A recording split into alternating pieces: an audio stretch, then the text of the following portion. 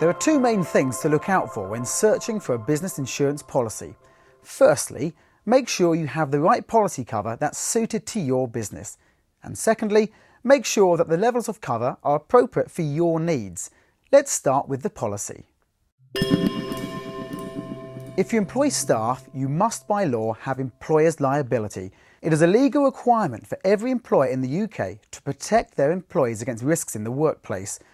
This means that if a member of your staff is injured whilst at work, this cover provides any financial compensation awarded to them as a result of your negligence. The minimum legal requirement is £5 million of cover.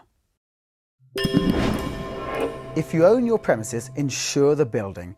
You can include building insurance on your business insurance cover. You should insure the total rebuild costs and debris removal. For example, your building could be rendered inhabitable as a result of a fire and require demolition. Produce an inventory of materials. Write a list of all contents and consider stock both finished and stock in trade, i.e. materials you are working with. Include any items of furniture or business equipment which you need to insure. Fixtures and fittings, such as signage and displays, should also be considered. There are other covers, such as money, as in currency or cheques, and goods in transit. Make sure your valuables are covered when away from your premises. Items, such as laptops and mobile phones, are all too easily lost or stolen when taken out in public, so consider insuring yourself for these items. Public liability is important to all businesses.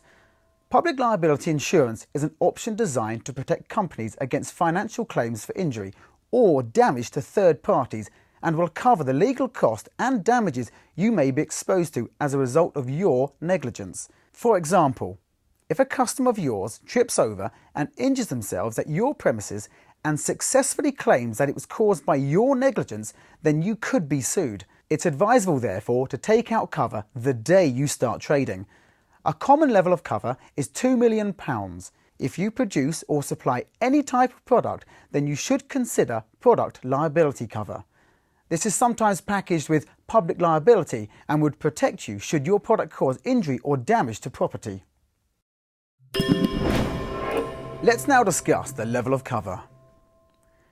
A good way to start is by assuming the worst case scenario and basing your cover on that. Imagine that you have a fire or a flood at your premises and your stock, contents and IT systems such as computers are destroyed. You may also have damage to the building which requires repair and may require you to find alternative premises whilst these repairs are carried out.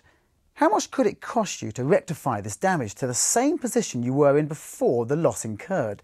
The right level of business cover would also enable you to continue to trade while your premises are being repaired and your contents replaced.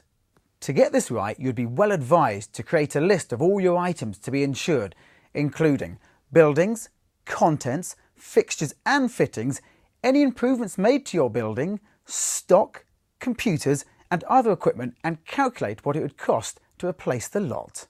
It's advisable to review the accuracy of this figure just before your renewal and notify the insurer of any change.